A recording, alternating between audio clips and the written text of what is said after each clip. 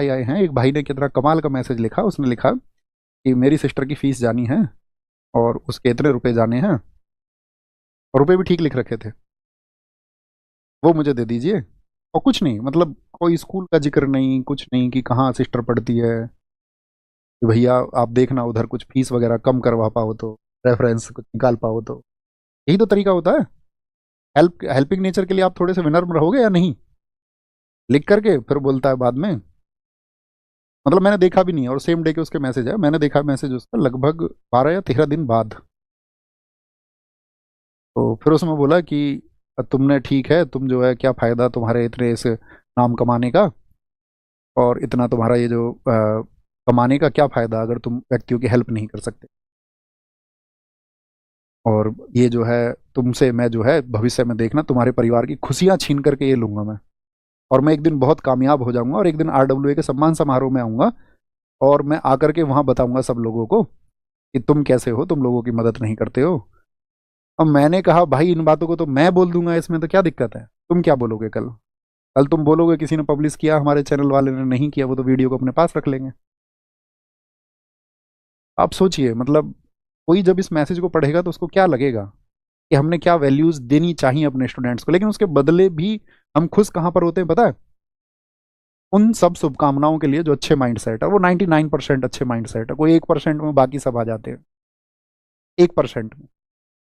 तो मैं उसे क्या बताता, मैंने कहा तुम, अब एक बच्चा ऐसे से है तो मैंने उसे लिखा भी, मैंने कहा भाई आप मेरे स्टूडेंट हैं, लिख रहे हैं तो मैं इस तरह की तुम्हारी बातें इसलिए सुन भी रहा हूँ, बाकी ऐसे बात नहीं करनी चाहिए। आप दुनिया में आपकी इस तरह से इस नेचर से कोई भी मदद नहीं करेगा।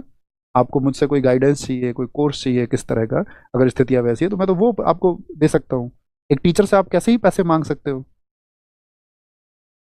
और मतलब अगर मांगोगे भी तो इस तरह के नेचर से तो कोई पैसे नहीं देगा, कोई मदद नहीं करेगा दुनिया में। आपको अपना नेचर थोड़ा सा विनम्र करना चाहिए। उसने लिखा पता है क्या, उसको पढ़ के तब भी नहीं आया, उसने फिर लिखा कि समय बताएगा। मैंने कहा आप ठीक है भाई चलो समय बता देगा।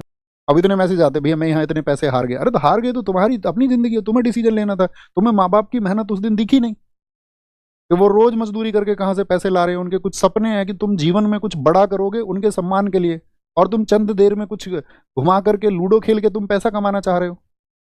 तो गलती किसकी है? मेरी गलती है, बाकी टीचर्स की गलती है। और ऐसा नहीं कि मेरे पास है, सभी टीचर्स के पास ऐसे में।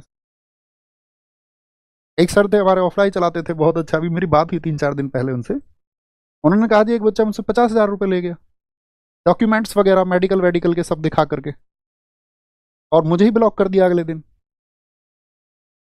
दुनिया कैसी होती जा रही है आप सोचिए।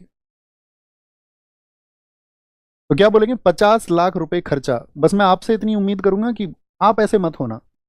वो शायद या तो स्टूडेंट्स अपनी वजह से दूर से हमसे जुड़ गए। आप कम से कम मेरी भावनाओं को समझना, और मैं आपसे ये चाहूंगा आप कभी ऐसे ना करें। आपको जीवन में ज़रूरतें हो सकती हैं। हमारी पहली प्राथमिक ज़रूरतें, हमारा परिवेश समाज इसीलिए बनाया गया है कि हम अपने समाज के द्वारा उनको प्राप्त करें। संबंधों से हमारे को बहुत सारी चीज़ें आती हैं।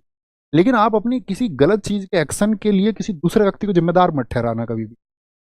अगर आप मेहनत ना करें, आपको घंटे फ़ोन पे किसी से बात भी करनी थी, आपको खेलना भी था, आपको शादी विवाह सारे अटेंड करने थे, आपको सोशल साइट्स का जो अनयूजुअल इस्तेमाल भी करना था, और कल को आपका सिलेक्शन ना हो तो आप उसकी जिम्मेदारी किसी टीचर पर नहीं डाल सकते। आप बताएं मैं सही कह रहा हूँ या गलत कह रहा हूँ? अब आपको अपना खुद को स्वीकार करना होगा कि ये फॉल्ट मुझसे हुआ है, और मैं जीवन में आगे ये नहीं करूंगा किसी और सेक्टर में।